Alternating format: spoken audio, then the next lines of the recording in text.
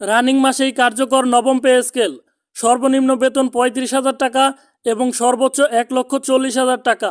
কর্মচারী ও পেনশনারদের ভাগ্য নির্ধারণে আসছে চূড়ান্ত সিদ্ধান্ত। আসসালামু আলাইকুম বন্ধুরা, কালের কণ্ঠ পত্রিকায় চাকরিজীবীদের জন্য একটা গুরুত্বপূর্ণ নিউজ প্রকাশিত হয়েছে। তাই ভিডিওটি না টেনে সম্পূর্ণ ভিডিওটি দেখুন এবং চ্যানেলটিকে সাবস্ক্রাইব করে রাখুন সরকারি চাকরিজীবীদের যে কোনো সর্বশেষ আপডেট সবার আগে পাওয়ার জন্য। আমাদের আজকের ভিডিওর লাইক টার্গেট হচ্ছে মাত্র 200, তাই দয়া করে ভিডিও চলাকালীন একটি করে লাইক দিয়ে ভিডিওর লাইক টার্গেট পূরণ করে দিন। বাংলাদেশের সরকারি চাকরিজীবী ও পেনশনভোগীদের জন্য সামনে আসছে একটি গুরুত্বপূর্ণ বৈঠক।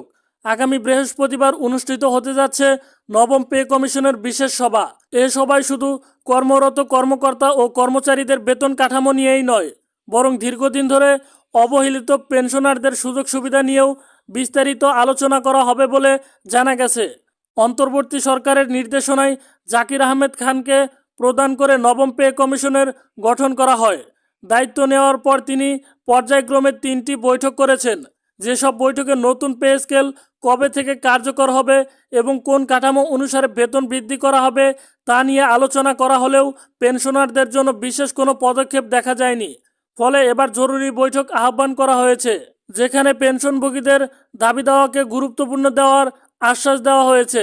ইতিমধ্যে নবম পে কমিশন 12 গ্রেডের একটি প্রস্তাবিত বেতন তালিকা প্রকাশ করেছে, যেখানে বেতন কাঠামো এমনভাবে সাজানো হয়েছে: প্রথম গ্রেড সচিব সিনিয়র কর্মকর্তা 1,40,000 টাকা, দ্বিতীয় গ্রেড অতিরিক্ত সচিব 1,30,000 টাকা, তৃতীয় গ্রেড যুগ্ম সচিব 1,20,000 টাকা, চতুর্থ গ্রেড উপসচিব 1,10,000 টাকা, পঞ্চম গ্রেড সিনিয়র সহকারী সচিব সমমান 1 লক্ষ টাকা, ষষ্ঠ গ্রেড সরকারি সচিব সমমান 90,000 টাকা, সপ্তম গ্রেড সিনিয়র কর্মকর্তা কিংবা সমমান 80,000 টাকা, অষ্টম গ্রেড কর্মকর্তা সমমান 70,000 টাকা, নবম গ্রেড জুনিয়র কর্মকর্তা সমমান 62,000 টাকা, দশম গ্রেড সরকারি কিংবা টেকনিক্যাল স্টাফ 55,000 টাকা, 11তম গ্রেড অফিস সহকারী কিংবা ক্লারিক্যাল স্টাফ 45,000 টাকা, 12তম গ্রেড অফিস সহায়ক MLSS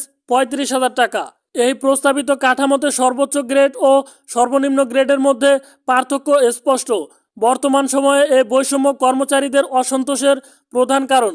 বিভিন্ন কর্মচারী সংগঠন তাই দীর্ঘদিন ধরে 1:4 অনুপাত বাস্তবায়নের দাবি জানিয়ে আসছিলেন। তাদের বক্তব্য হলো, যদি সর্বনিম্ন গ্রেডের বেতন 35,000 টাকা হয়, তবে সর্বোচ্চ গ্রেডের বেতন 1,40,000 টাকার মধ্যে সীমাবদ্ধ রাখা উচিত।